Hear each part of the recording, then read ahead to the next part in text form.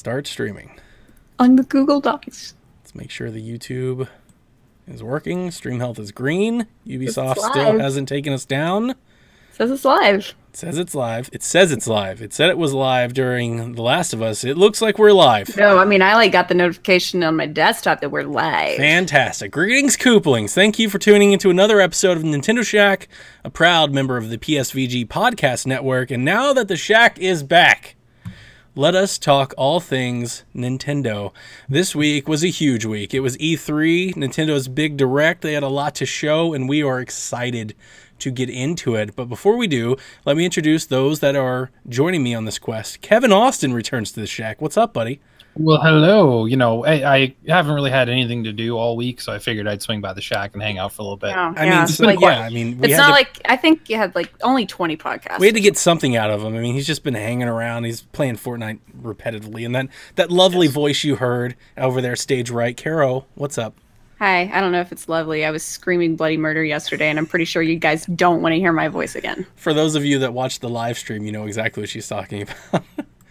Carol, I love your pirate self. Never change. No My matter pirate Brian self? says. Yes, never change.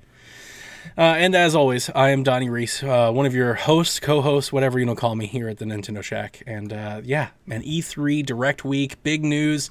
We were so excited, and So much news. I thought they delivered. We'll talk about that a little later. But let's talk about the news drops that we got. We've got a lot to get through, so let's just jump right in. First and foremost, we had a lot of news that dropped before Nintendo actually had their Direct, so let's run through it. First and foremost, Ubisoft unveiled Starlink, a game that we knew that was coming to the Switch this fall. However, what we did not know is that they had partnered with Nintendo to include Fox McCloud and an R-Wing. You can now play Starlink basically as Star Fox and basically play it like a Star Fox game. What did you guys think of that announcement? That was kind of a big deal. Miyamoto was there. I think the best part was Miyamoto getting there and holding the prototype that they gifted him, and he just goes, "Sugoi!" Awesome. Yeah, it was pretty cool.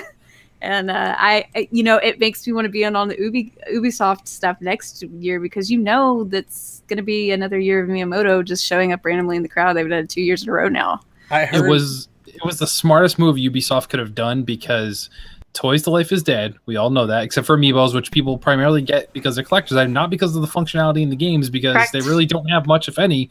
But they just doubled, if not tripled, how many copies of this game they're going to sell simply by doing this. Yep. That's it. that I agree with. I saw that makes more appearances by Miyamoto at a at a Ubisoft show than Nintendo Direct in the last 4 years. Oh my god. That's very true. Yeah. Wow. Yeah, he wasn't even in the Nintendo Direct this year, but yet he was in Ubisoft. Maybe Nintendo's trying to keep him away. Miyamoto-san, we have a gift for you. Oh, I'm there. Yeah, I'll be there. Don't worry about it.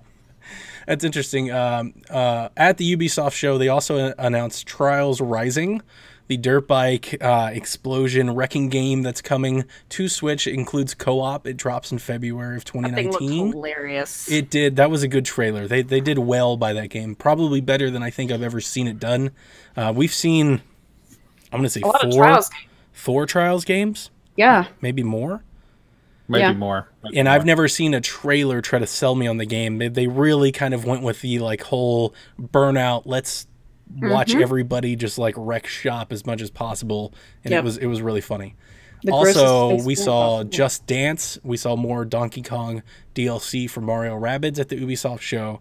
So Nintendo was very present during Ubisoft's presentation. Yes. Excuse me.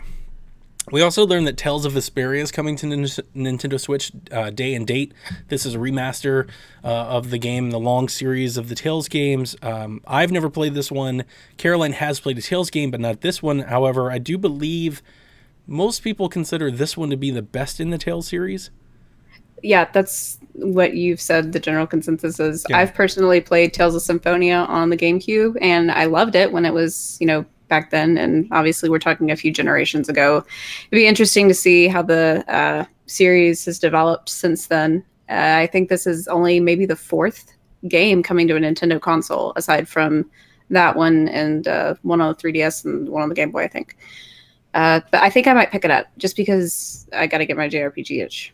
I was gonna say, if you're looking for some RPG, I mean, it's one of the few games that's coming day and date to all consoles. So give it a little credit there. Right. Fun fact on Trials: this is actually the 15th Trials game. Oh wow, we were way off. Oh my god! The series has been going since 1999, but yeah, this will be the 15th iteration if you count all the PC versions, which was that way for a while. Okay. They've also PC done a mobile versions. version, so as well. But yeah, this is the 15th iteration of Trials. I know on 3DS there's a lot of clones. I've downloaded a lot of demos of clones of Trials games on 3DS for my son. Yeah, there's actually never been one. This is the first one to appear on a Nintendo console, period, at I was all. thinking, like we've never seen it for Nintendo before. Nope. Cool. Fun. I might pick it up. Bethesda announced that Elder Scrolls Legends is coming to the Switch day and date with the other consoles this year. That's from Bethesda. Kevin, have you ever played this card game? Yeah, I did. I did briefly just because it was Bethesda and I want to give it a shot. And they did a good job with Fallout Shelter and stuff like that. So I want to support it. It's fine, but it's nothing, in my mind, it's nothing that separates it from the other card games that are out there as it was anyway. So, I mean, if it's going to be free to play, it might be worth playing. You can sit down and do a couple quick matches. I think some of these mobile games we're seeing are well suited for the Switch to pick up and play. So it'll be something to mess around with. But yeah, it's nothing radically different if in the marketplace, but being the only one on the Switch, it's going to have a good advantage, and I think a lot of people are going to pick it up and play because there's no other options. Speaking of mobile games coming to Switch, one of the games that dropped during the Bethesda conference that I actually mentioned on our port list from a couple episodes ago, Fallout Shelter finally made its way to Switch. It was unveiled the night of Bethesda's conference and is free to start, free to play. I've never played the game. Kevin, can you give some insight to the game, like how the money part works? Yeah, so you don't need to spend any money in the game at all. You can buy extra lunch boxes, they call them, and lunch boxes can also be won by completing objections they have, like, hey, collect 500 power or send your survivor out to the wasteland for 4 hours, stuff like that. And you'll get packs that include money, resources, outfits, weapons, and sometimes even vault dwellers, like other people to live in your vaults. But basically, you're building a community. It's almost not like The Sims exactly, but it's probably the best comparison I can do.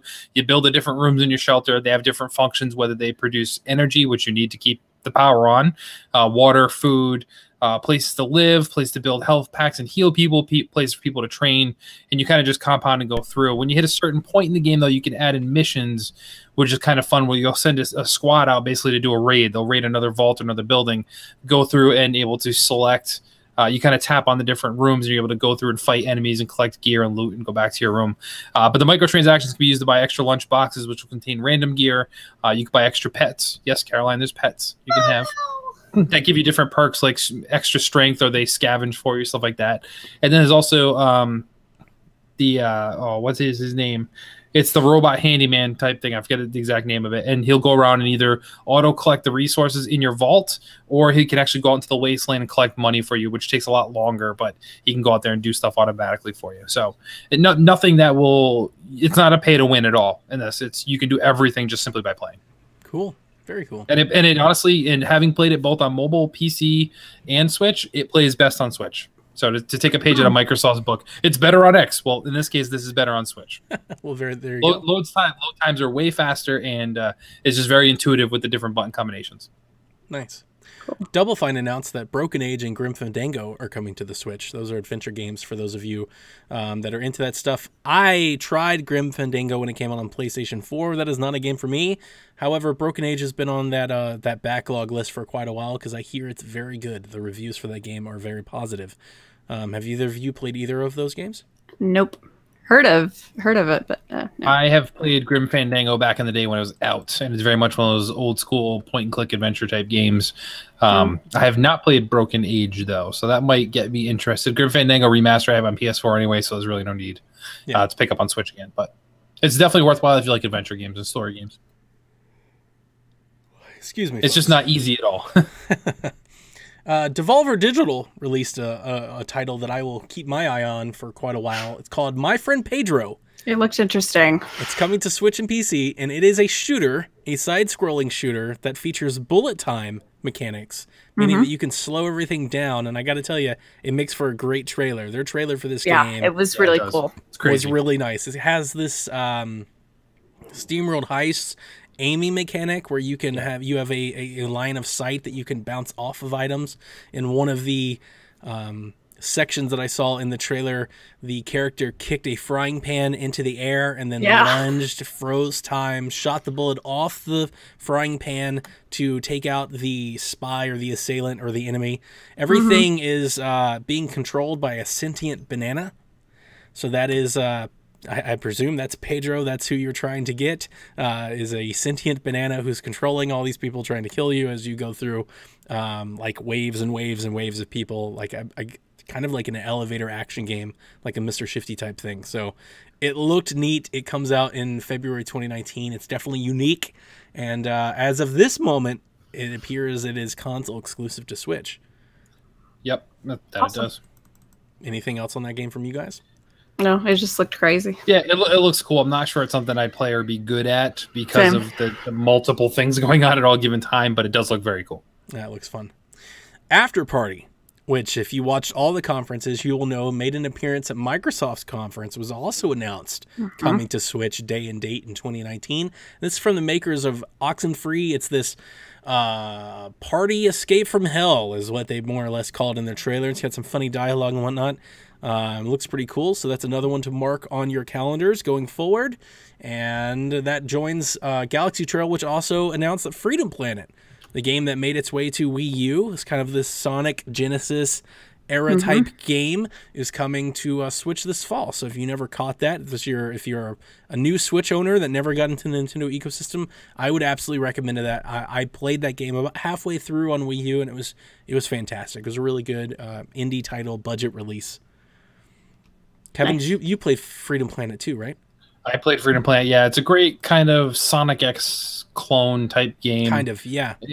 That's the vibes I got from it, between the art and the way the levels are kind of laid out, but each character is a little bit different. But yeah, I got the vibes of that. But I did play it on Wii U. It was fun. It's let's see. I don't want to price games out here, but I to be honest, if it's more than $10, it's probably not something you really need to dive into. But if you get it for 10 or less, it's a good grab. Yeah. Yeah. Like I said, as a budget release, it's pretty good. Cheap. Yeah. Limited Run also held their own conference, which was done in spectacular fashion. So Hilarious fashion. Awesome job, guys. going to our correspondent for Limited Run, because this happened at the same time, or like there was overlap with the Ubisoft conference. So Caroline watched all of it. Caroline, tell us all the news that happened. For those who don't know, I'm like a huge physical collector. And so these guys bring all of the digital stuff that I wanted physical, and they hit 2 out of the 3 that I wanted this go around. We have 8 new physical Switch titles in the mix. One of them was available right off from the start. That was Oceanhorn, and I had heard that I should maybe dabble in it, but then the guys told me that maybe I shouldn't. So that is available now, and they said that, interestingly enough, that I think that the developer of the actual game had already started creating their physicals by themselves. So there are sleeves on the outside that are going to have the developer stamp on the bottom, on like the red spine, and not the limited run symbol, because they have like a stash already ready to go. And there's going to be 2 waves of those. And then later on in the fall, Limited Run is going to create additional product and open pre-orders for that later on. But right now it's a first come, first serve. We're also getting Thumper on July 20th. These dates, I'm not exactly sure. I'm probably going to bet that they're the dates that the pre-orders go live, because they open a pre-order window, gauge demand, and then they decide to go ahead with a print.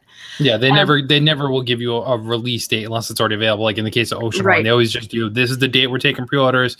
You get them when you get them. So actually, Thimbleweed Park was the first Switch title that they created, and I think that it was announced either back in March or April, and I still don't have it.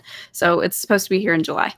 Going on, Night Trap, the 25th anniversary edition, is coming in July, and I got schooled on. I knew what the game was, but I had never. Not off your description. You knew nothing about what the game was. I knew that it was like that game where they had the recordings, and it shows the guy at the end. He's like, "Hey, can you help me?" Like type thing, and it was just like this old 90s videotape. That 25th anniversary edition is coming. Pre-orders are opening physically in July. Yooka-Laylee, which is one that I had been waiting for Switch, that we had gotten physicals on everything else, but since they decided to cut the Wii U out, they just did not do physical at all for a Nintendo system. Finally, we're getting Yooka-Laylee in August. I'm interested to see. Now, they didn't get prices on any of these, right? No, it's generally about $34.99. Because I'm wondering, because in the case of Yooka-Laylee, you can get it on every other console but Switch for like $5 or $10. I know. I'm like, I want to play this game, but I do not want to pay that amount of money for seeing it. And I keep waiting because I think it would be the best on Switch. And I tried playing Yooka-Laylee on PlayStation 4 when it went on sale, and I got through like the first area, and I was like, this is not a good 3D action adventure game, to be quite honest with you. It's like going back in time. You know, if you could, you know, if you can appreciate playing an old game, and that's fine for you, but it's no. See, I can, and I think like Brian and I love banjo games. So, and Jacob Rush, I'm sure, would have something to say to you about that. Oh, he did. He sung its praises. Yeah. So I liked banjo games back in the day. Yeah. I don't necessarily want to play a banjo game today like I used to. So I will say I did ask him about this because when it was coming out, I was like, hey, you going to buy this? He said yes. However, he did say the game was okay. It wasn't great. So even he acknowledges the shortcomings. I mean, we don't know anybody, I think, that loves retro more than him anyway. Absolutely. And even he just said it was okay. You know, it was good. Okay. Well, I mean, I'm still going to buy it to put it on my shelf because I wanted, I was just that, and it's one of the games that I've wanted to play and I've been holding out for a physical. Continuing on, Cosmic Star Heroine is actually being announced, or it's coming out digitally in August. They are determining when the physical copy is going to be released. So I'm thinking that's probably going to be like later on in the year, if not in 2019. Yeah, it takes them some time for a print. Golf Story, everybody's favorite here in the Shack, is coming for physical in September, guys. And I'm buying that one. I will support them twice. We're totally buying it. That was what they opened their stuff with, and I lost it. And I was like, Donnie, Golf Story physical. It's done deal. We'd kind of heard rumors about that they like were doing it. So I'm glad that they partnered with them. A lot of people thought that was going to be the first one when it ended up being Thimbleweed Park, which is also a great one. But yeah, when they first said like, hey, we're doing a Switch game, everyone was kind of like, oh, it's going to be Golf Story. I hope it would like have some stickers or something fun in there. But yeah, I hope so. But yeah. Who knows? Who knows? They do sometimes put up like the really cool limited packs that are really expensive, but you know, you get once in a million type do the stuff. Vinyl too. Throw in the vinyl that they printed for Golf Story. That would be super cool. Then the last two that we've got out of our 8 are Layers of Fear Legacy, which I've never heard of before. Coming out in heard October. of it? Yeah, it's on PlayStation, Xbox. It's a walking sim horror type game. Yeah. Oh, no wonder I don't do horror games. It has good reviews. It has good reviews. Yeah. Dust and Elysian Tale is coming to be determined on a date when they're going to put it up for pre-order. So we've got 8 in our future and like a lot coming up in just the next few months. So this is exciting stuff. And if you guys haven't watched the conference, I recommend, like, it's a short conference. They covered a lot of PlayStation 4 and PlayStation Vita stuff, but it is hilarious. And these guys know how to make fun of themselves, like on low budget and all this type of stuff. It's a really, really cute conference. I highly recommend you go watch it. Yeah, the low tech production stuff is very admirable. It's very cute and it's very quaint. I would there was a Vita game that was shown. I already forgot the name of it, but I instantly like gravitated to it and I was like, this looks amazing. I posted the name of it in our PlayStation chat because I was like, this game looks really cool. But yeah, support Limited Run because, you know, without them, some of that stuff, you know, some of these games never get a chance. Like they never get a box copy. And this is stuff that you can usually grab in like a bargain bin or somebody will trade it in. You know, like this is stuff you usually find later in the console's life. So if you have the means to do so, if you haven't bought the digital copy, if you like physical copies, support them because what they do is admirable. You know, they find these indie developers that find some success. And even a Golf Story that finds success, like still... You have no idea like what a physical copy can do for just getting people's eyes that it's there. Some people never even go into eShop. Some people have no idea. You know, like they don't do that stuff. So getting a physical copy on the shelf means the world to them. So and the thing that I love about them is that they pride themselves on being collectors that are doing stuff for other collectors. They're really insanely into physicals and collecting and stuff. And they had a great thing before the show that I don't know if anybody watched, but it was just talking about their story and why they started doing what they're doing and what they stand for and stuff. So they're great guys. Yeah, I'd love to be their correspondent officially. That would be pretty cool. That'd be pretty cool. Yeah, because I mean that's you mentioned a good thing. They're all about game preservation. You know, they bring that up constantly. They're great. It's a good cause at the very least. Absolutely. But Nintendo actually did have a direct. You know, like they Oh actually yeah, we're came. just now getting to that, aren't We're we? just now getting to that. I think we actually did pretty good. We're 19 minutes in, and we're doing pretty good. Nintendo had a direct. They started to bring games. They showed some stuff, and you know, before we run it all down, I was taken aback by this direct. Quite honestly, even days later after listening to it, I thought it was the best direct I've ever seen. I thought this direct delivered in spades. And that backs up my live reaction. My live reaction as it was going on was, I can't believe this is what they're doing right now. Because I've seen some bad directs. I've seen some good directs that never really brought it. This direct, I felt, brought it for me. Now, I understand that I'm a Nintendo fan.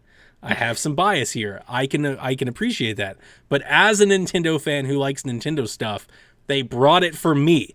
I was over the moon. I was like, this direct is amazing. It felt fast. It felt quick. Even by the time it was over, I was like, what just happened? Like, I had to go look at recaps. I had to recall the notes. That's how I was. Yeah, I had to go re-watch it. I was like, I have no idea. Like, there was so much that just happened. It kind of blew me away. What did you guys think of the direct overall? Just like brief feelings. Well, I'll go next because Kevin wasn't there with us. We talked about it, and originally I was just, it kind of took a lot for me to process. It was boom, boom, boom, boom, boom. And we had a full 25 minutes of just Smash. I think it was 25, almost 30 minutes of just Smash. And that was such a humongous blow that, like I said in the live stream, it was like a fever dream. And it didn't feel real. I watched it again with Brian later on that evening when he got home from work because he hadn't seen it. And after watching it again, I was like, I understand why they did what they did with Smash, but I feel like we could have gotten thrown a bone. Hey, by the way, Metroid Prime's still in the works. By the way, Yoshi's going in 2019 now. Even that kind of disappointing news, I feel like is better than not hearing anything. So I don't I know we're not supposed to grade things, and I don't like grading things, but yeah, you don't have to grade it. Don't grade it. Well, at first I was like, oh my gosh, solid A, at the end of it. After watching it again and having a day and a half to process everything, I'm going to give it a B+, just because while I feel like it had great pacing in the beginning, and then it's just okay, we have to do all of this pacing, it was almost like showcase style. And then for all that, we just get a huge, sit down in your face, nitty gritty Smash for 25 minutes. And I didn't mind that. I understand that's their big showcase title this time around, and they wanted to really go for it. And they wanted to get people hyped for it. But I don't know if I needed to go through every single character and learn something about it. It wasn't every single character, but I don't think I needed to know all of that. But I'm still flabbergasted by what we've gotten. Don't get me wrong. I think what we've gotten is incredible. And even though there were some things that I was wanting in there, Animal Crossing, that didn't make it in there this year, I'm super excited. Xenoblade 2 was a huge shock. See, now you're going too far. I said brief reactions, and now you're running down the direct. Kevin? Okay, we'll go into the direct then. Go. Okay. So for me, I was excited watching it. I was manning the Twitter while you guys were doing the live chat reactions to it. Trying to keep up with the announcements. At one point, as they were talking about everybody Smash, I was actually trying to list everybody out, and then I realized it's just everybody, and I stopped trying to tweet it, and then they're it's everybody. All right, cool. Pacing was good. Do I wish there were more heavy hitters? Sure. Did Nintendo need more heavy hitters?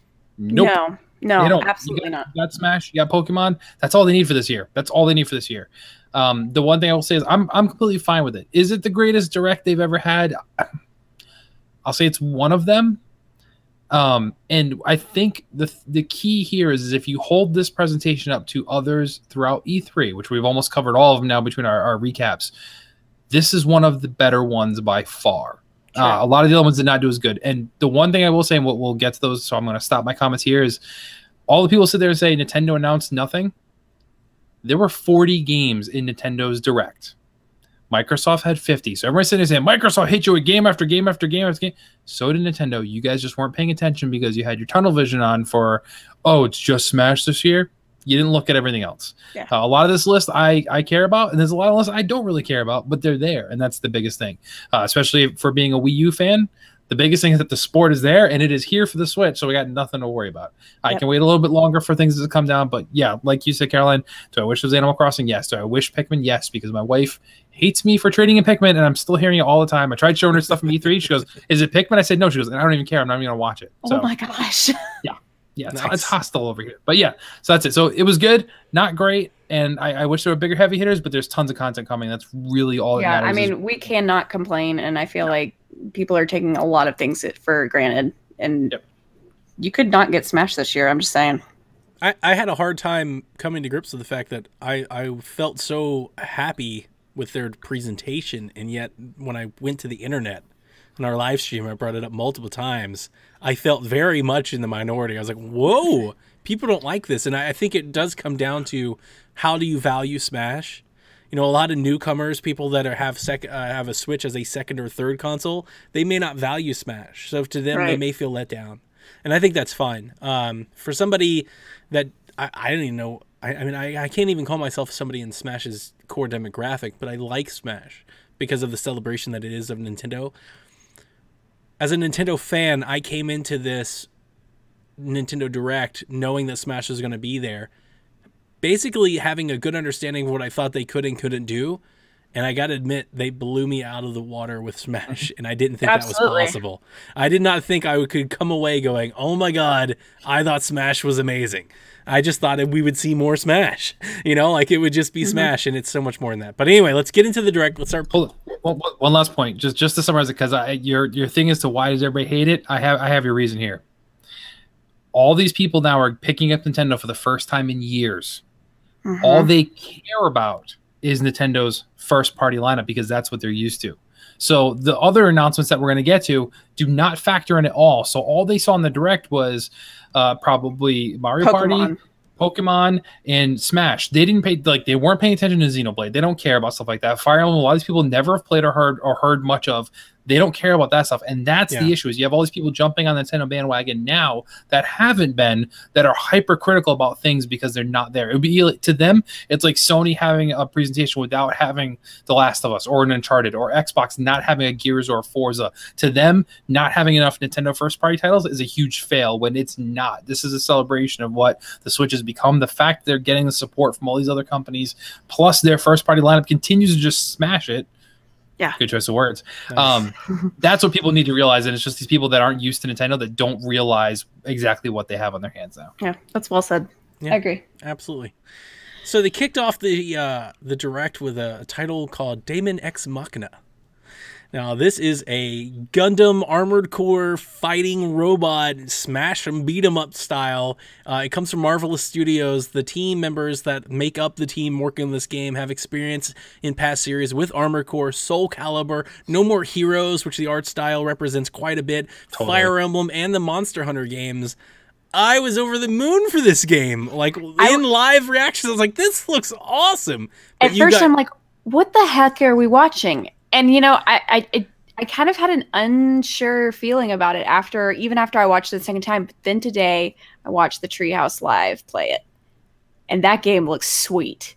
I am so excited to, like, I'm not so much of a Gundam fan. I like Gundam anime and stuff. But this thing, like, if you have a little boy in your house, you're going to be buying this game for your little kid.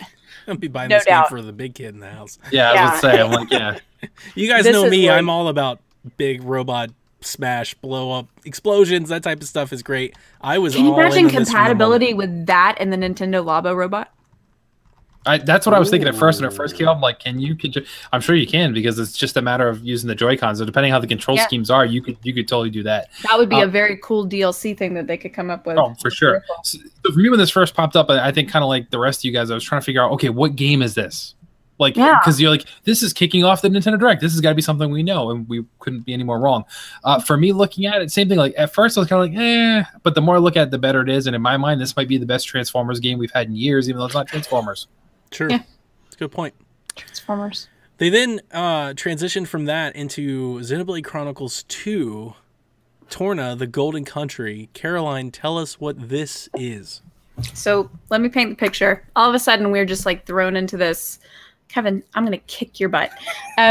So we've got this nice background, this Japanese subtitles on the bottom with this Japanese speaker, and he's talking about this old country and all this crap. Anyway, whatever. I see the words Endaline Praetor and lose my mind. You did. Then I realized this is Xenoblade 2, and I wasn't expecting any DLC content to be shown here because the season pass has just kind of been like chipping things out as they go. I've been getting them slowly, like a new blade every month, or new 5 quests every other month. This is something that people who have completely played through the game and appreciate the game like I do, something that I kind of wished in the back of my mind that we could get, and it's happening. This DLC is a completely different new game. It's actually getting a physical release. If you buy the season pass like I have, you get it, included with all of your stuff on September 14th. But if you do not, you can buy the physical copy if you would like, which I will be getting on September 21st.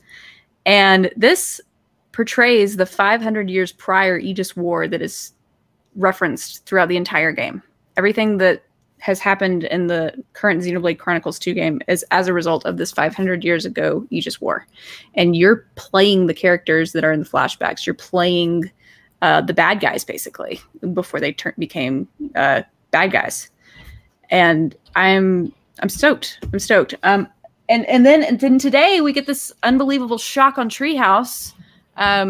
This new challenge battle mode is coming out, hitting tomorrow, which is, technically Friday in Japan. They said that it's Friday, but like 10 p.m. tomorrow night. And all of a sudden, they go into this otherworldly realm, having just come hot off of Xenoblade Chronicles like a couple months ago. Here comes Shulk and Fiora out of this other portal. You get to use them as blades. And I'm like, oh my God, they animate them up. They look great. I watched it again with Brian tonight. We're so stoked. I know the Octo expansion came out tonight, but I think I'm probably gonna have to go with my main heart in Xenoblade and try and like chip out these crazy battle mode quests. But we've got, this game keeps on giving. I mean, like I said on the stream, I think like for a game that's $59.99 and then a $29.99 DLC pass, I've probably gotten $1,000 worth of enjoyment out of this game for something that's less than $100. So if you're a JRPG fan, then this is like just your dream come true. What exactly is battle mode? Battle mode, you go into this arena type thing that's not linked to Allrest, and it's apparently not linked to Shulk's world either. I can't remember the daggum name of it. And you're there and you meet up with them, and they're like, well, we'll band together, and you use them as blades, and you clear these missions. And these missions are really difficult. They like set parameters, like you can only use X amount of characters and they can only have these X amount of blades. Okay.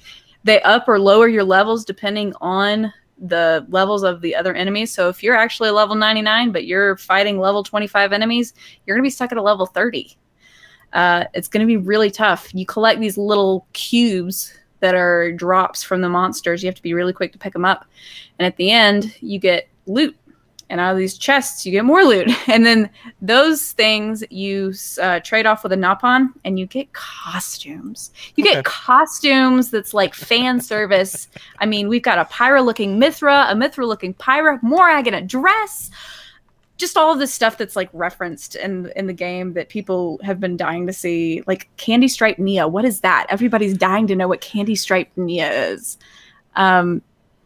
Any Japanese anime otaku person like me is super excited. I hope we get to keep Shulk and Fiora as blades. I hope that's a reward that you get from doing these battle mode things.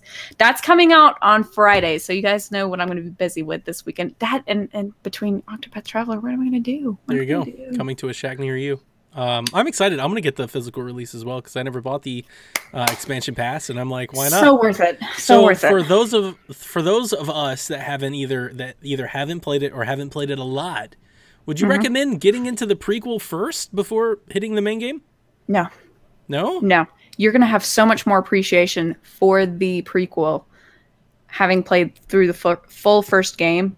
You kind of develop an attachment to these characters as you go through, and I feel like the attachment is not there if you go back and play the prequel. Like, you even feel for the bad guys in the first game after a certain time because you know their backstory.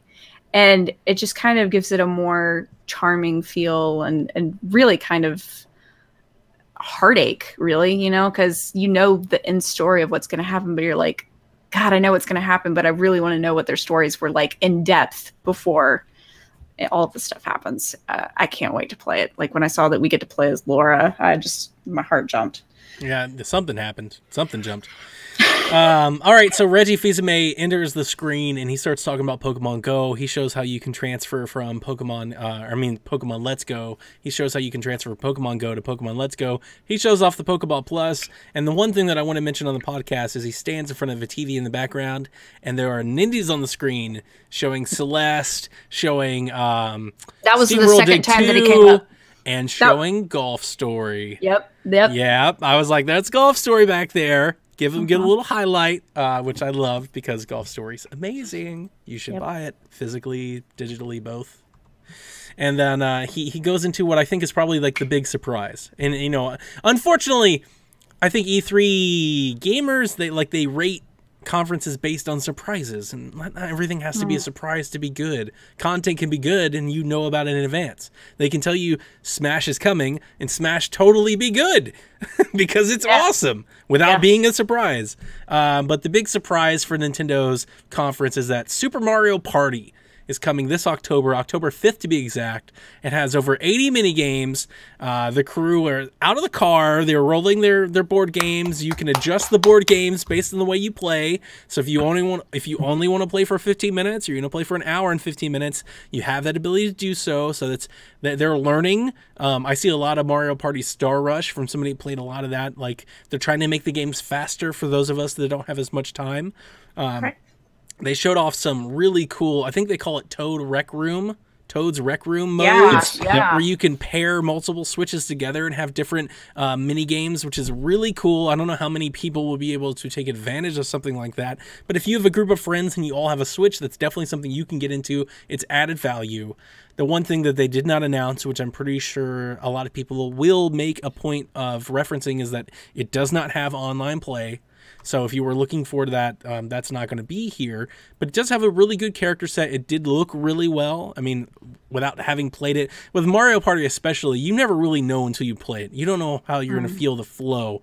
But from having not played it, from what they showed in the game, what they showed in Treehouse, it does look like a game that has learned from past Mario Party mistakes. Especially the past few hard console titles, like 9 and 10, were just abhorrent in my opinion. Yeah, this looks like a far distraction from that. So, Kevin, what did you think about Mario Party, Super Mario Party? I am so excited for this one because, number one, biggest thing is they're out of the stupid car. We're not traveling together. It's an actual, you know, back to the roots, the board game-esque style, 80 mini games. That's insane. Like you said, Toad's Rec Room is a totally separate mode that doesn't affect the game. So even if you don't have the ability to do that, you're not missing anything. It's just added value. And this is one where they finally listened, like you said, they listened to the fans. They went back to what people wanted. This is a great game for me and my family. You know, the four of us can sit down and play them. You only need a Joy-Con to control it, so just like Mario Kart. And just have the old-fashioned Mario Party fun that I haven't had since... I want to say the last one I actually enjoyed was maybe GameCube. Like at this point, Nintendo 64 for me. Yeah, it's been a long time, but this is exactly what they need. The online thing, in my head at first, I'm like, well, it's kind of a huge miss. It's kind of a disappointment. But then you think about playing a full online game with this. Like if the three of us sat down and decided, okay, we're going to play a traditional game, that may be like 2 hours, you know, sitting there online. That's a lot to ask for people in a turn-based thing to go back and forth. So I'm okay with it not being there. Maybe someday we'll get something like that. But this was one of the best announcements out of the thing. Got me excited. October, so a good time frame right there. It's dropping. You know, there's not a whole lot going on. The traditional Mario Party time slot, if you remember back in the day. So I'm all for it. Bring it on. Anything else, Caroline? No. I liked what I saw in Treehouse today. You know, I've kind of just thrown Mario Party on the back burner. It's just not something that I was interested in. They kind of burned me with Mario Party 10. I bought it for the amiibo. Yeah. And, it was bundled with the gold Mario amiibo. You remember that? Yeah, I do. Yeah. And Yeah, it was just not good. And I'm glad we've gone back to the original board game format. That's what we needed. It's really what we needed. Yep. The next one that showed up was Fire Emblem: The Three Houses. Now, it has been delayed to Q2 2019. It's okay. They did show that the 3D exploration from Echoes appears to be back and probably better than ever. It definitely looks better than ever. Yeah. Graphically, it's much more enhanced than anything we ever played on 3DS, which we should have expected, but it looked fantastic. We also saw characters appearing to command entire battalions as opposed to individual characters. Or maybe a character had a battalion with them. Heading the battalion, Yeah, and that looked pretty awesome. It's kind of going to like a Dynasty Warriors, kind of like a Risk or just a huge global warfare. And the one thing that I peeled off on the stream instantly was the maps were huge. Humongous. They were, on the 3DS, you'd have a map with maybe 90 tiles, and it looked like there was a point in the game where they spanned across 180 tiles. Like they just, you could just go forward. The strategy element in this looks to be much grander and bigger than we have ever experienced, and it looked good. For my Fire Emblem fandom stance, the cutscenes looked like Fire Emblem. The music sounded like Fire Emblem. Like, I'm very intrigued. I'm very happy. I wanted it to be this year. It's not. That's a little disappointing. It's okay. They're perfecting it. The lineup is such that I don't think it needed to be this year, so I'm fine. That makes me okay with the delay. I can't wait to get my hands on it. I believe their website says Q2, so expect this somewhere between April and E3 next year, I would imagine. Yeah. Caroline, what do you think about Fire Emblem? Dude, like that seamless transition from the overhead view on the map, like the bird's eye view, down into the battle. I mean, like just seamless 3D running at your face. That's it's just incredible the way that it's come. Of course, I mean you're working. We've been doing Fire Emblem now. Awakening, Fates, and Echoes have all been on 3DS, and I guess with more power in the Switch comes bigger and better things. So I guess we shouldn't be surprised that it's going to be this cool and this crazy. We haven't had a console version since Radiant Dawn on the Wii U. Yeah, or the Wii. On the Wii. Yeah. And I'm stoked, dude. Like it looks like it's going to be like an Eastern European French type area, based on the character names, Claude Von something, and just very ritzy European names. I'm excited. I'm really excited. You know, I'm down for anything Fire Emblem. I'm really, really excited too. I mean, as well. Like I was over the moon with everything I saw. I'm one of the folks that have been saying for the longest time the animation in the 3DS titles looks amazing. I can only imagine what an HD fully realized version of that looks like on my 60-inch TV. I can't wait. Be so gorgeous. Kevin, what did you think about Fire Emblem? Yeah, it's exactly what they needed. It has the upgrades I kind of expected to be on the Switch there too. Same thoughts as you, the Q2, that's fine. Ideally, you think about it, last year they said, hey, you're not getting a Pokemon game. Well, I think Nintendo sat down and said, okay, we can get one of these out. Which one is it going to do? Pokemon's the biggest thing to sell more consoles for now, and then you have more likelihood to sell more copies of Fire Emblem because of that come Q2 2019. As great as Fire Emblem is, we love Fire Emblem, it's not a console seller like a Pokemon is, like a Smash is. So let's get the console in people's hands, and when they start looking for something else to play, oh look, Fire Emblem's coming right around the corner, and it might get more people to try it out for the first time in some cases. So I'm A-okay with that. I would have loved it this year as well, but don't need it. We got enough. No, that's a good point. I heard a lot of people on our Twitter, on people watching us live stream, they were like, what's Fire Emblem? I don't care about Fire Emblem. You say that's a good point. You know, I would only encourage folks to give it a try. Lobo was all over it, dude. Yeah, right. He was into it. He's like, might main my Switch. He was like, this looks awesome. So yes. Do you think there's gonna be 3 versions? I don't know. I mean, they said 3 houses, so that was the. I mean, we've seen 3 versions of Fire Emblem before. I don't think so. I really don't. They need to stop with that, to be honest. Just sell it and then do the DLC just like they're doing with Xenoblade. That's fine. That's I don't think they need to stop. I don't really mind it. We've talked about this in past, especially when they do like their digital discounts and whatnot. It's not that bad. So here's the thing: I can walk right now and get the Fire Emblem. Was it Echoes? Yeah. I can get the whole collector's edition and walk into any Target right now on clearance. Same thing with Xenoblade 2. Well, Echoes only had the one version. Yeah. All right, well, there's some sort of Fire Emblem collector's thing at Target right now, and it's been in the clearance shelf for the last 4 or 5 Echoes. That's Echoes. Okay. That was only one copy of Echoes. Okay. So like the one that people associate was Fates, and Fates is a standalone. Like Fate, that's not normal. Fates is an exception. Yeah, that was different. But Fates had 3 versions, but it was a huge game. If you played all 3 versions, you played a ton. It was 3 games worth of Fire Emblem. It's like right, but I mean, it's just like you had said before we hit record here. You don't need more than one copy of Pokemon. That's true. In my mind, it's the same thing. Yes, there's more story content, but then just put it in one, it's not or wait and release another game a year from now. Make Fire Emblem an annual release instead of doing these things, or DLC. That's an argument. I would say, here's what I would say to back up your point. The Switch is a new console. We have a lot of new people here. Let's start off slow. Let's do one Fire Emblem. Yep. But with Fates, I didn't mind it. Fates was okay. We then go right into a trailer reel of games, and they hit off with what has got to be the biggest third-party game to hit Nintendo Switch in years, maybe a decade, Minecraft. Maybe more than that, like a long, long time. And I only say this because Sean Capri, who's in the chat, has not stopped talking about it all day in my timeline. He, with everyone else in Twitter, is blowing up my timeline about this Fortnite mess. Kevin, you're a Fortnite guy. You've been playing it probably as long, if not longer or more than everybody else in PSVG. Fortnite was out on Switch. It was out that day. It was out right then. What did you think about the game? Tell me how much you've played, what you thought about it, and then tell me what's going on with all this issue stuff. I told you I wasn't going to talk about the issue stuff. Fine. Don't have to dive into your deepness with it. Yeah. So, all right. First off, performance-wise, runs great. I'm not having any issues there. I played it docked. I played it handheld as well. It's great. The lack of chat for right now is kind of an issue, but hey, guess what? Depending on when you're listening to this, if you're watching right now, you'll have chat tomorrow. If you're listening to the podcast, you'll have chat today. And it somehow magically, Epic Games was able to do something that Nintendo said wasn't possible.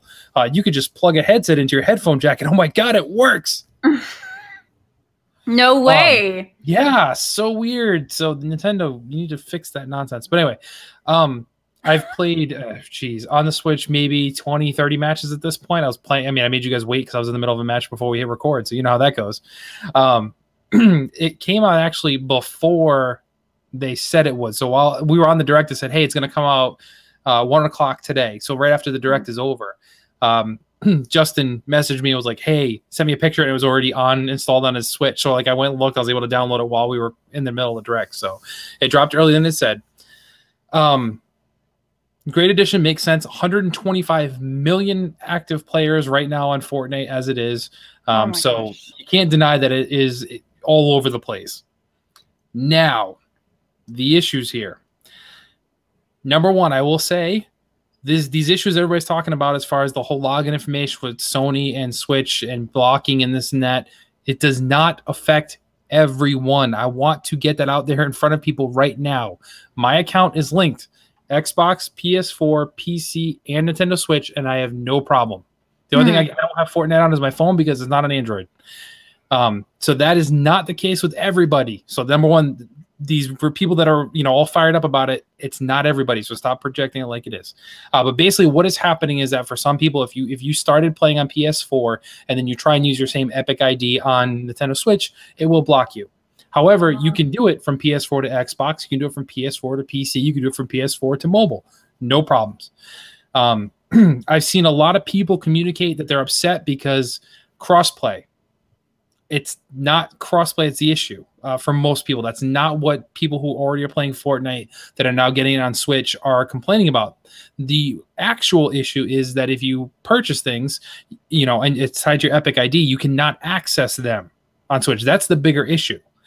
So if you bought a battle pass, which is what they do to basically add missions to your Fortnite thing, so they do seasons, they call them, and it goes on for 4 months, and they have different tiers. As you level up, you will get new costumes, new pickaxes, new dance moves, new music, loading screens. You unlock all this bonus content for that price. If you can't use your Epic ID, you can't access everything you've already won on Switch. So that's the big thing. If you put money into it, it is blocking you from accessing your purchases. Crossplay is crossplay. Yes, that's a whole other argument, but ideally that doesn't really bother me that I can't play with somebody cross party. Last night, and I showed people a picture on our Discord. I had a group where it was PC, PS4, and Switch, and we were all on the same team, and we were all playing the same game. Like, so it has it. It's there. It's just some people, for some reason, are being blocked. Now, the biggest issue I have, and I'm not going to get into a huge debate about this, I gave my whole speech on Discord earlier. I do have an issue with everyone attacking and blaming Sony, and that's for one simple reason. In order to play Fortnite and make a purchase, you have to use an Epic ID. You have to sign up for an Epic ID. All of your progress is then synced through Epic, through their cloud, through their progress, so that you can log into any device and pick right up from there. I don't see how Sony is the one to block you from those things, because you are not paying Sony. You're not going through Sony's shop to purchase anything. It is all done through Epic. So much like you have a Uplay account with Ubisoft that you have to create, that is owned by Ubisoft, not by whatever console you're playing it on. And they don't make you log in with your PSN name or your Xbox ID. You create a new account using an email address. Epic does the same thing. You can then link it with you. And then have your stuff sync up, and that's how it is. But Sony doesn't create these accounts. They don't own these accounts. So while I do think Sony is partially to blame, I think Epic also has something to blame here too. And instead of them trying to figure out a way around this, they're just, everybody's just attacking Sony, coming after them. And Sony now has publicly said, we're trying to figure out something to do, but I don't think they're entirely to blame. So I think the gamers here that are really upset about this, or attacking about this, aren't just fully familiar with how this all works and how it operates, and that it really can't be all Sony, because if you can't access your purchases, you bought it through Epic. You did not buy it through the Sony PlayStation Store at all. It loads up an entirely different thing completely. So that's just my piece on it. I think a lot of it has to do exactly with what it is you have an issue with. Like that's going to be random, varied from person to person. Some people are upset that you can't crossplay. Some people are upset with the account. Some people are upset with the linkage, and like they're all finding a place to rally together. So yeah, I think there's a lot of that. I did play Fortnite with Coach Mo and Brian Walden last night, and it's my first Fortnite foray, if you will. He came and kind of showed me the ropes. I got 5 KOs my first match. We finished top 10, 3 matches in a row, top 20, like our first 4. I gotta admit, it was kind of fun, Kevin. You're not wrong. For a free game, it was a lot of fun, and for a console that has no shooters, it is a shooter. It's it's something graphically. It's like it feels like you're going back in time a little bit, but it is fun. I could see myself buying the battle pass. Like it's only $10, right?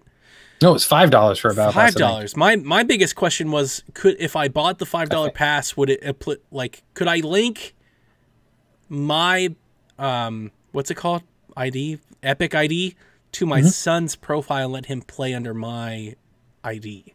That I do not know. That was the thing that I was wondering. My kids just all play on mine because we can level up and get more freebies. I might do the same. The more people are playing, the better it is. I might do the same. And the other thing I forgot to mention, if you buy a battle pass and you play enough and you can save up your V coins, they call them.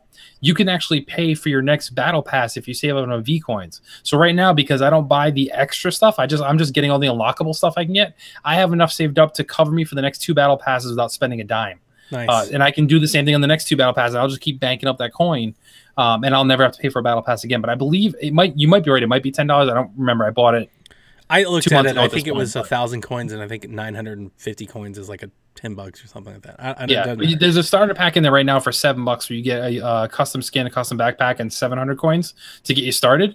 So that'll bring you right there, and you're getting more than just the $10 worth of coins. So that might be the way to go. There you go. And I thought, I was like, this is pretty fun. The only thing is it does require an online connection, so it's not something you can play on the go if you don't have a Wi-Fi connection. But that wasn't the only game that was out now.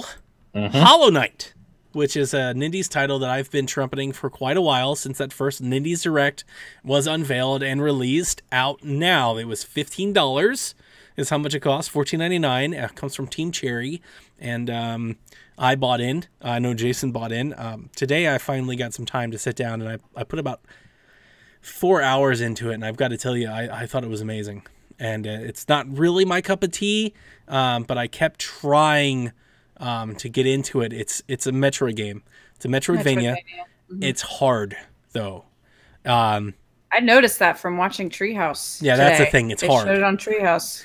So there are limited save states. You have to go to certain places to save things. Like you can't save all the time, anytime. So I mean, it goes back to the old school Metrovania. There are definitely enemies in there that can one-shot kill you if you wander into the wrong place. It doesn't hold your hand a lot. It doesn't really tell you what to do. You have to build your own map.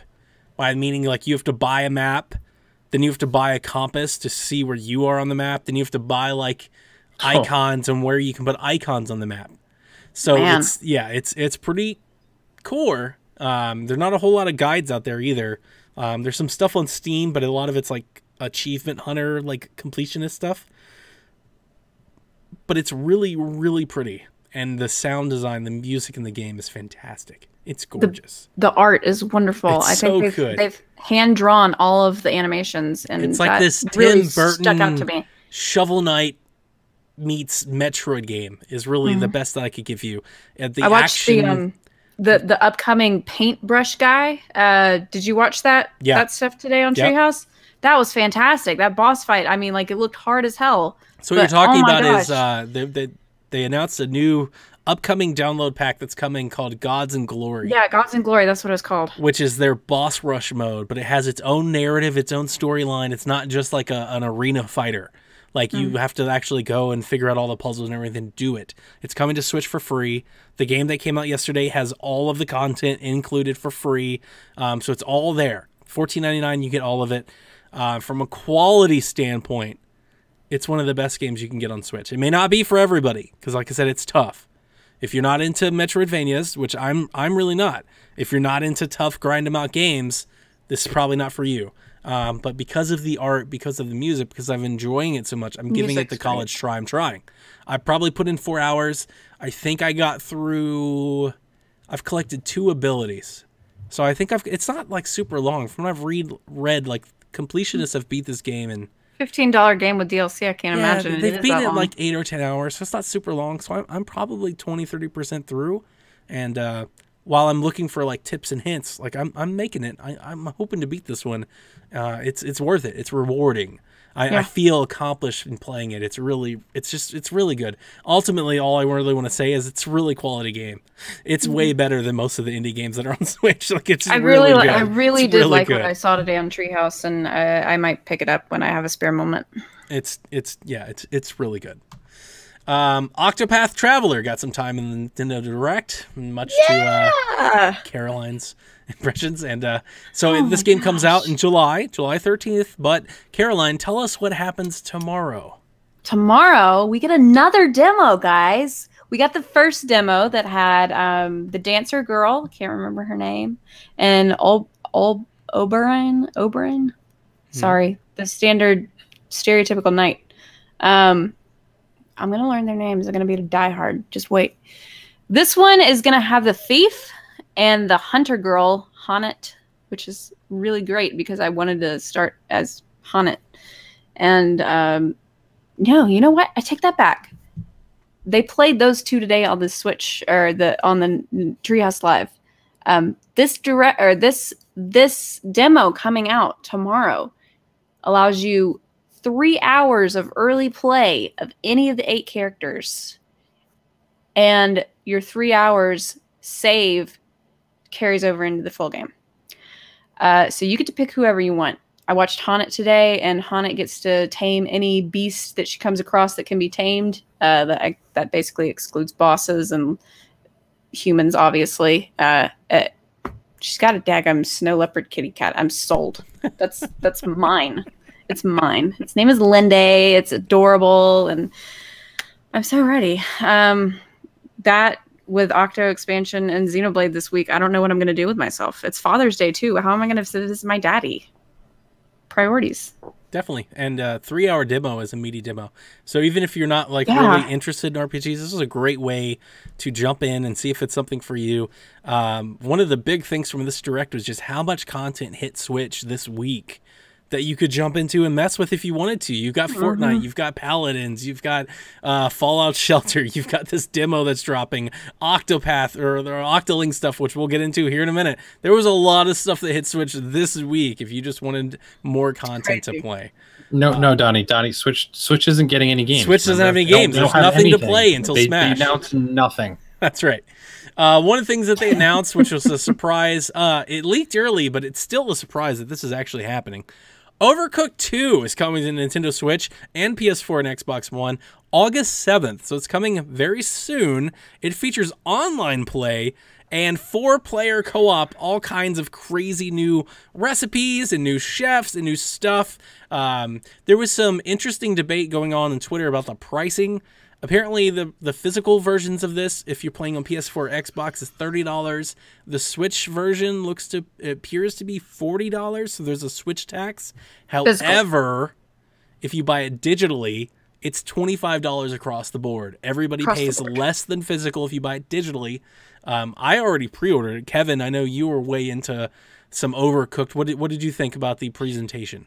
I was excited. So they didn't show a heck of a lot in this. They did show more in the Treehouse afterwards. Yeah. And I mean, it surprised me that it was here, but it also did at the same time because it looks exactly the same. Like they didn't like upgrade visuals or anything like that. It's the same engine. It's just more craziness, more complicated dishes, more. You can throw food at each other.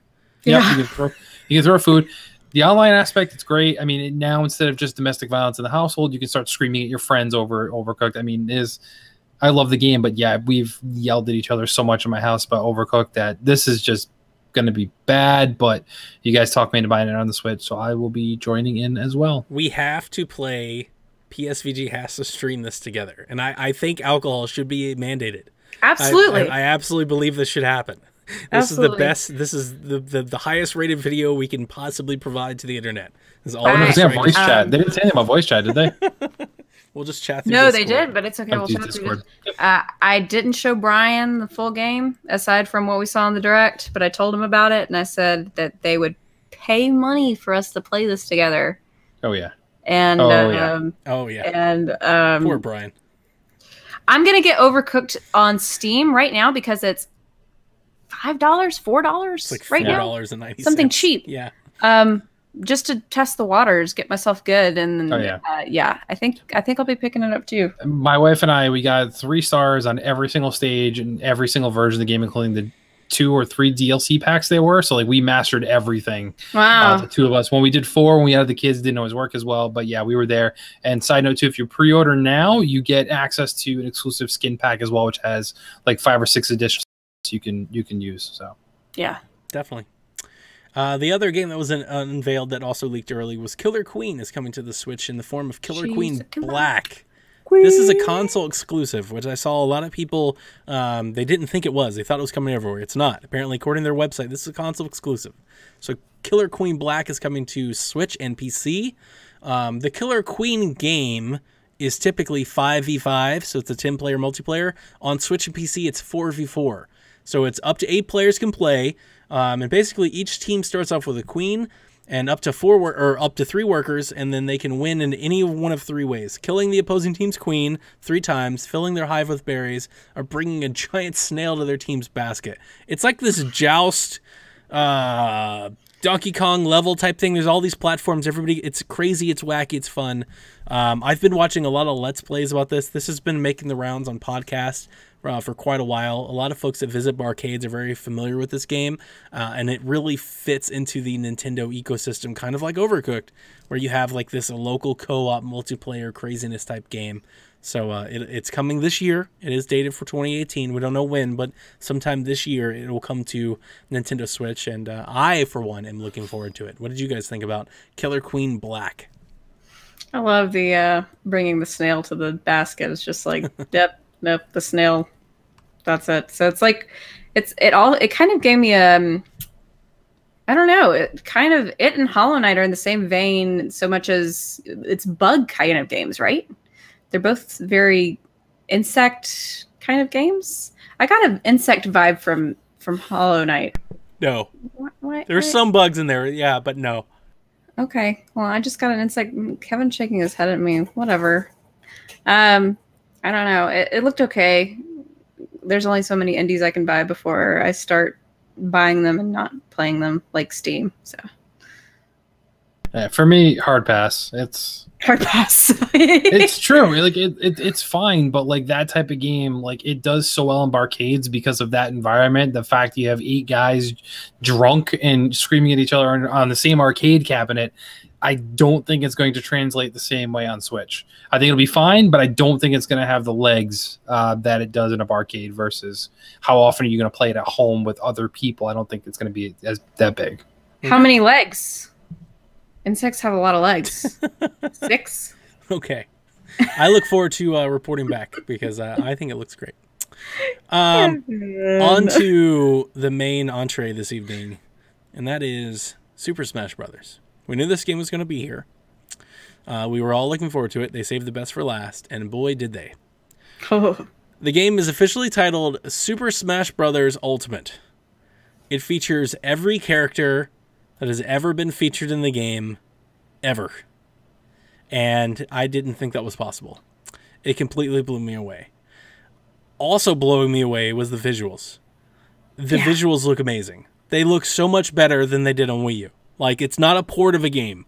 Like, that you can tell. If anybody that ever played the game on Wii U knows, the level of detail that the stages have, that the characters have, the level of texture that the characters have, like, it is impressive, to say the least. It is by far. I mean, they have been putting the work into this. It'll feature the biggest roster that's ever been featured. The roster will be unlockable. I still don't exactly know how many we start with. I've seen that we start with the N64 core. I've seen that we start with 25. He said you may start with just as small as the original roster. He didn't really say, but then if you look at all the gameplay footage and the character select screen, it looked like they had at least 20 characters to start. Yeah. So But there'll be 65 in total, I think, is what the number 65 plus, because you have Echo Fighters, and those technically are additional different ones. They also announced an official GameCube controller for Smash Brothers Ultimate, so they'll be doing that. So you can buy an adapter, which requires 2 USB ports, just like it did in Wii U, that you can plug 4 wired GameCube controllers into. We saw it on stage. I personally think that looks like a mess. It's just a gigantic mess of cords. But they had wires for their Joy-Cons and everything, too. That's not for me. Weird. Wired is better. So Snake is coming back from Metal Gear. The Ice Climbers are back. Pichu's back. Young Link's back. The Pokemon Trainer is back. There's a girl version of the Pokemon Trainer. Cloud's back. Bayonetta's back. Corn's back. Ryu's back. I mean, they're all back. The Inklings make their debut, both boy and girl. Daisy makes her debut, which is freaking awesome. She looks amazing.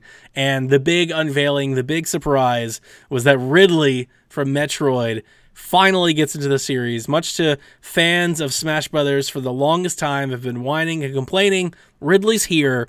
And from all the reports I saw on the show floor, Ridley's a boss. He packs a punch. Like, he's a beast. He's big. He has lots of attacks. He's got a lot of range, and he brings the heat. Did y'all see that thing that was on Twitter that Sakurai, like, it's got him saying it's like, you know, begs for Ridley, and then it's, you know, Ridley can grind you across the map and then like, you know, kill you and stun you and like 50% health and everything, and it's like, don't ask me for anything ever again. Don't ever ask me for anything again. Actually, the one I saw said, don't effing ask me for anything again. But you know, again, I said it earlier and I'll say it again. This was a game I didn't think I could be surprised about. And as you watch us live, we were all just like, no way. No way! No way! I mean, this is exactly what it says it is. This is the ultimate version of Super Smash Brothers. This is everything that the series has ever encompassed. And in a day and age where fighting games launch with like 8 characters, and you've got to buy characters 9 and 10 and 11 and 12, how anybody could throw a stone at this, even if it's not for you, I find hard to even fathom. There's 75 stages in this game. We still don't know about single player. I don't know if it's going to be there or not, but we don't know about it. We do know that all the amiibo are included, and we know that it will launch in December, which I think is a thorn in a lot of people's craw because everybody thought it was going to be September. Nintendo never told us it was going to be September. This is just what we thought it was going to be. It's still this year. I mean, talk about a game giving you a lot of bang for the buck. I mean, it's unbelievable. This is huge. Yeah. Dude, I still think we'll get DLC characters. I don't know. I think I don't know how long Sakurai wants to do this. I feel like this is his. He said several times before that he doesn't want to work on Smash anymore. He's done with Smash. I don't know. I feel like this is his final hurrah. I mean, what else can you do with it? You can throw in a couple of characters. There's nothing more you can do. I mean, it's literally everything. They went and, redid and touched up Final Smashes. They changed them, so like Fox has the Yarwings back, the Land Cruiser is gone. Thank God. We saw Ness's Final Smash has Jeff and Paul, Pooh and Paul and Pooh, yeah. Which is awesome. And then they redid Lucas's with his sidekicks that nobody knows because we can't get Mother 2 over here. Yeah. So, Bayonetta gets Rodon. Oh my God, Rodon was like, he's an assist, dude. I was so stoked about that. Yes, I mean, they really spent a lot of time on this. I mean, like you said, I don't really have a lot to say on it because what can you? They literally gave you everything. They might drop the whole event, in my opinion. Right. I mean, so yeah, they might do some single player stuff. Cool. There might be more DLC online. If they're not, then that's still fine. The December thing, I'm still okay with. Yeah, would I like it sooner? Sure, but I'm fine with it. But my only thing is so they expect us to pay for Nintendo Online service, and what's going to use Nintendo's online service? Yeah, well, here's Splatoon still. Before we get Mario Kart, before we get there, before we get what's coming up and all that, much to what you said earlier about how these people are looking just Nintendo first party and like supply me with first party stuff. A lot of people are coming to the Switch ecosystem that haven't been here before. They don't realize that Nintendo has other directs, other announcements. There's more to come. Totally. Just like PSX, like we brought that up on the PSXB podcast. What did I say? This is an overcorrection for PSX. Yep. They've been dropping these mic drop moments at PlayStation for years. Eventually, you had to pay the piper, and that was this year. You can't keep doing it because games can't be made that fast. Well, those of you that are just coming to Nintendo that expect E3 to be the one time a year that they make news, they haven't been doing that in 5 years. Yeah. They'll have a fall direct that makes news. There'll be a game that comes out. They'll have something. They'll launch the service with Virtual Console. Like a month after saying, here's the NES Classic. Yep. They'll throw stuff in there. Like they will prime this engine all year round. It's more than just what PlayStation does with PSX because they do 4 or 5 of these a year. For this to be an E3, that's where I was going with my original statement.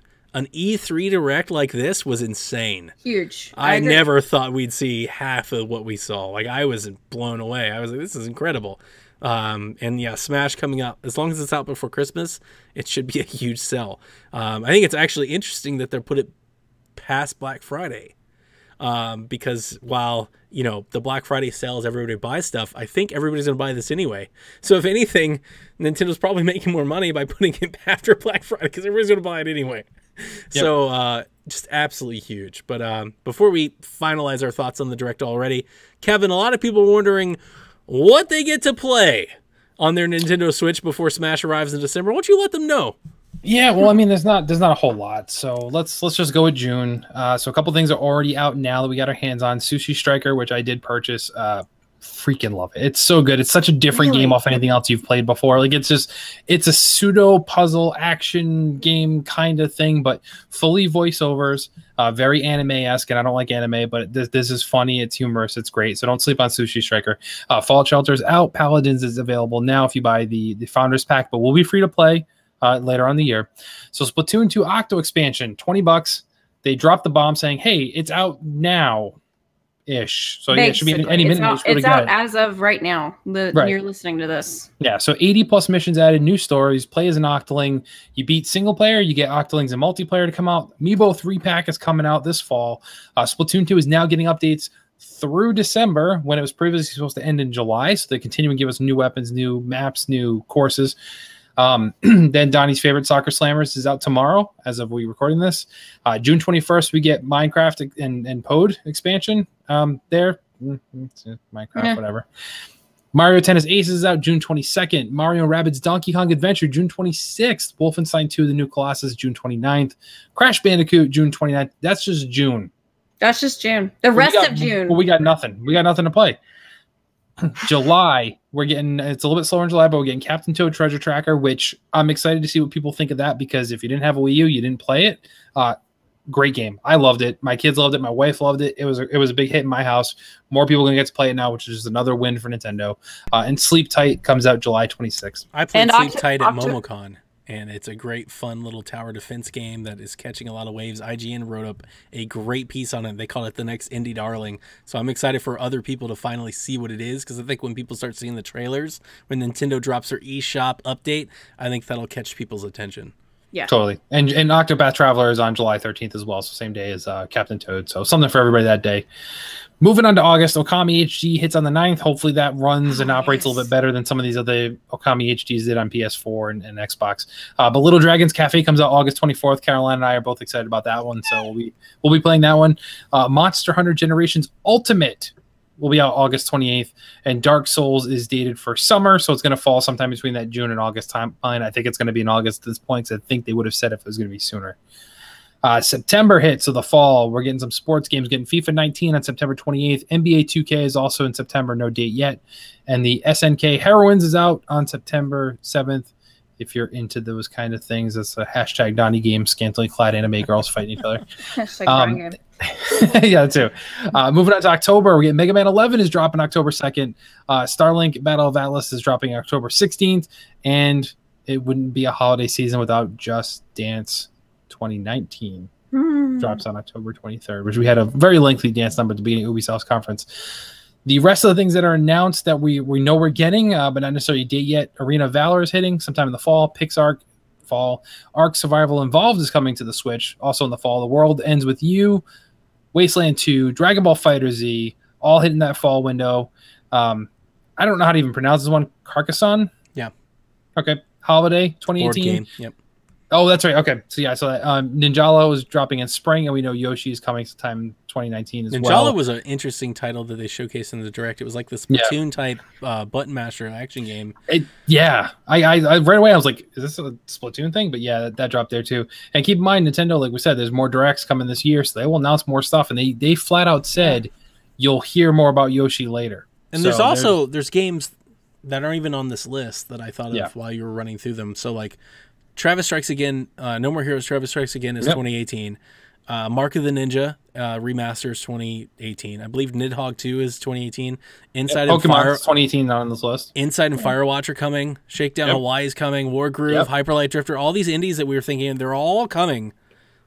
And we'll probably have another Direct in the fall. There's a ton of games. There's so many games. No, there's nothing to play on Switch, guys. In June, like right now, there's so many games. There's so many games you can play right now. You don't have to pay money for. You can just get some demos and stuff. What a great time to be in the Nintendo ecosystem. Like I took a picture yesterday of my Switch. The first 6 titles of my Switch are brand new. These are games I haven't even played. They're just all the stuff I just downloaded yesterday. It was insane. There's a ton of stuff. And yeah, Soccer Slammers comes out tomorrow, and I'll be buying that one too. That's just there's a lot here. It's going to take a minute to chew through all this. The Octoling expansion, like you mentioned, they showcased that in the Splatoon tournament afterwards. Yeah. I was expecting that. We were talking in the live stream in late July, August. They fit it in. There's 80 single player missions. 80. It's crazy. 80. That's crazy. If you played 10 a day, which is a lot to do, it'd take you a week. Like, I'm pretty sure it's more than Splatoon 1 and 2 combined, right? I think they had like about 40 each. Yeah, and they all look super different. It could be its own game. Yeah, 100%. Yep, and they really do look super different. They showcased it today on Treehouse. They should have made a physical of that. I'd have bought it. Yeah, right? Could have 2 separate cards. $20. You can't beat it. $20. Yep, and you get new gear, new loot, and if you beat all the single player stuff, you unlock Octoling to go on multiplayer. So go get that bragging rights. We're getting Octoling Amiibo, and I called it. Did I not call it? Yep, you get the Octoling 3-pack. They're all the same color, though, which is kind of weird, but whatever. So back to wrap up our final thoughts. I mean, guys, seriously, coming back to where I started, I was blown away.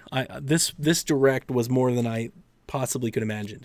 And I thought it was interesting because there were so many people telling us to put our expectations in check. And this did so much for me, and like above and beyond. So even that Starlink game, which I've been, questioning Seth about, because when they showcased it, I just saw, oh, here's another Skylanders, toy cash grab. Even the enemies look very Skylander-ish. Totally. Yep. But as the previews come from the show floor, as people put their hands on it, apparently it's pretty good. Especially if you have especially if you have kids. Apparently it's like RPG light space game. But you can fly down to planets, very No Man's Sky, so you can leave and go in orbit, which is cool. Kids love doing that. but you can go down on the surface. You can attack enemies, you can farm animals, you can farm resources. That type of stuff is super fun. The reason I said that, my son played Lego Worlds. That was his favorite part of Lego Worlds. He loved like blasting off into space and leaving the atmosphere and going to. I was going to ask him, like, where did your research? Do you know kids love blasting in and out of water? Like, I'm sorry, it's just my single experience with my kids gave me that opinion. But I mean, I remember when No Man's Sky released and Seth streamed, I showed that game to Jack, and he watched him play it for like an hour. It was like something that my son was into. So having known that and having seen the reactions from the show floor, I posted some impressions pieces. A lot of people that put their hands on it say, hey, this game is probably better than you thought it was. If you thought this was a cash grab Toys to Life game, it's not. And that's what I needed to hear. So I'm putting that on the list for the Christmas tree. So I was blown away. Kevin, what did you think, man? Now that it's all over with, what do you think?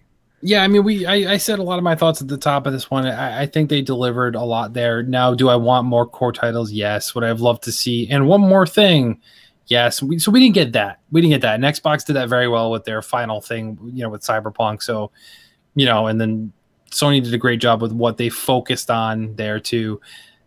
But overall, I can't really complain. There's so much coming that I'm literally looking at it, I'm like, man, I don't know. I've always heard in podcasts and even some of you guys sitting there saying, like, there's so many games I don't have time to play. Yeah. Now that this year I got the Xbox, Switch wasn't a big problem for me before because it's like, okay, there's these couple core titles I'm going to play through and I'll play them, but then I still have my PlayStation to play. Now I have this ecosystem with all these games here. I physically cannot keep up. So now I'm sitting here saying, like, I want, let's say 40-50% of this list of games that we just went through. I'm never going to have time to play that. So it's like, okay, which do I prioritize and which do I buy? Because there's no point buying them all for full retail when by the time I get around to them, some of them might be less than that. So it's tough. And I mean, these indie things are coming crazy, and the digital thing, like Starlink, I did not want Starlink. You put Fox in it, I want Starlink. It's as simple as that, and it's as stupid as that. We didn't even talk about that. But the thing is, I honestly, I don't want the $75 pack. I just want the game. Like they said, you don't need to get the toys to have this stuff. I'll just buy the game. If I can buy the game digital for less, I'm going to do that. It's fine. But I do just want to play it. And that's the thing, is just time is going to not be my friend for the next unforeseeable future, I think, between Xbox's Game Pass and everything just hitting that, and then Nintendo doing all this stuff, and then Sony's big core titles. It's crazy, man. It's crazy. But yeah, for me, the Nintendo Direct was definitely in the top 3 presentations easily. It's tough 1 and 2 spot for me, to be honest, but I think it's up there. I think it's in the top 2. Yeah, I would agree with that. I think Xbox brought the house, so I'd probably put it right behind Xbox. Xbox really showed out in a major way. But I mean, Nintendo did everything they could to showcase that the Switch is a healthy system. And like I said, when they come out with that Direct, I know that Direct's coming, and like there'll be another Direct in like September or October, and we'll all be like, see? Probably in August. See? We told you. And then people will start changing their minds. So just keep that in mind as we go forward. It's going to be nuts. Like you said, June, July, packed. We were packed already just the next 2 months. Crazy. I posted earlier, I'm getting anxiety. I have no idea what I'm going to do with all, like, I don't have the time. You're just going to keep playing keep playing Xenoblade. It's just going to be more Xenoblade for the next year. Your weekly check-in, just Xenoblade. I need to pull myself away from Fortnite, and I can't, because I'm like, I have all these other things I need to play. By the way, Fortnite is huge. Like, this is such a big deal. I checked. I was playing Hollow Knight earlier, and I checked my time, my friends list. Everybody is playing Fortnite. Everybody. That's all everybody's doing. Dude, 125 million players, and then 2 million people downloaded Fortnite on the Switch since yesterday. Less than a day. That's insane. And then they announced today, we had heard about it rumored before, but Epic is putting up $100 million on the line for their World Cup, their Fortnite World Cup, through all these different events that are going on across the country.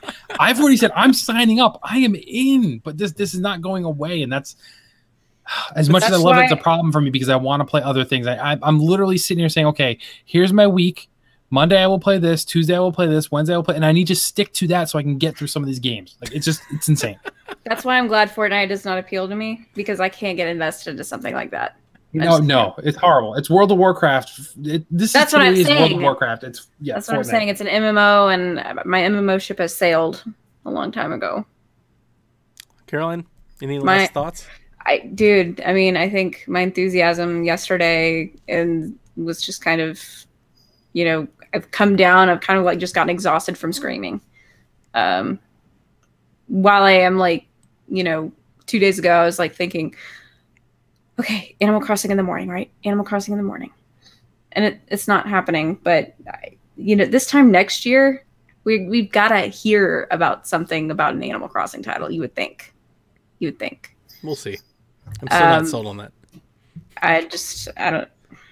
I'm still blown away. Like, I mean, like I said, people take advantage of how incredible we have it right now, and they just don't think that we have it that great. And whatever, my game library says different. I can't find the time to play all of this stuff, and it just keeps coming.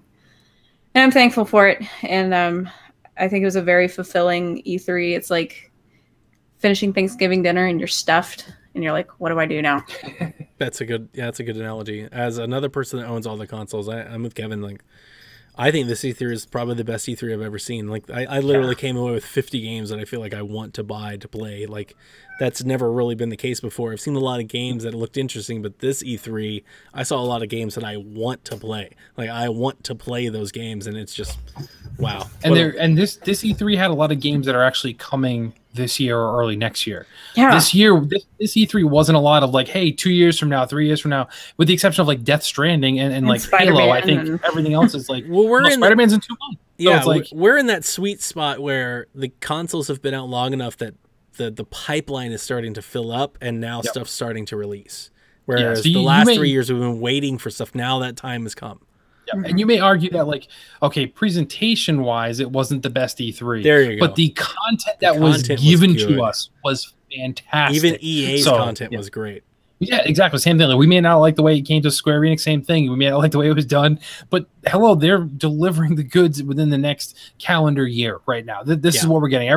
Almost everything we're seeing is most likely going to be in our sweaty little palms in 12 months. Yep. Gross. So that's it. That's our E3 recap from the Nintendo Shack. Thank you for joining us once again. Follow us over there on the Twitter at PSVG. You can subscribe to us on YouTube at youtube.com PSVG Podcast. Always visit us at psvg.blog. We've got links over there. You can find all of us.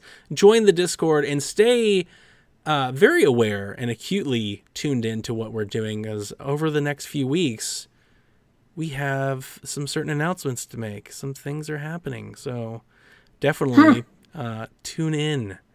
With that, I'm going to say sayonara. So that's it for us over here at the Nintendo Shack. Once again, thank you for tuning in. And remember, boys and girls, never stop gaming.